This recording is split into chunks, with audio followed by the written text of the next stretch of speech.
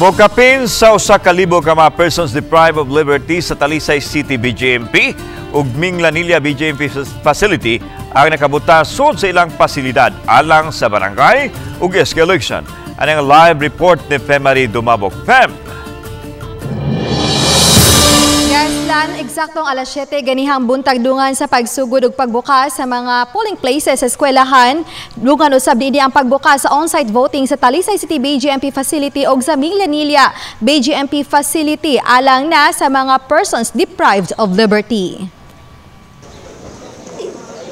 Gicluster ngadto sa napulo ka mga presinto ang 22 ka mga barangay sa Talisay City BJMP facility. Duha sa dakong hawan ug ang laing 8 ang anaa sa ilang mga selda.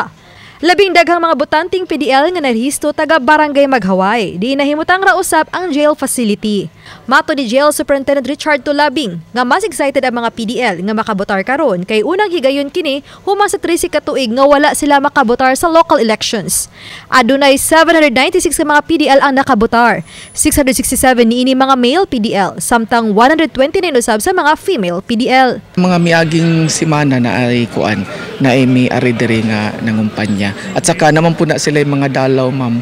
So regular man po ilang dalaw. So dito pa lang sa ilang mga dalaw, aware na sila kung kinsay may dagan sa ilang mga barangay, kaila nila. Excited naman silang lahat na mag-vote ulit ngayon for barangay election. And then, okay naman po, so far so. Alang sa mga PDL nga dakong pribilehiyo nila kini nga bisan anaasod sa jail facility, apan hatagan gyapon sila og tingog ug kahigayunan nga makapili og mga opisyal sa barangay. Gani mapasigarbuhon silang mipakita sa ilang tudlo nga nabutangan na sa indelible ink human nakabotar.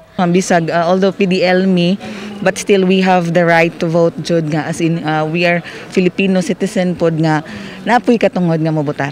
Karon mas lahi man kay ngano mas nakapili mi kung kinsa ang among angay ibutang o katos ang angayng tawo nga nakatabang namo dire.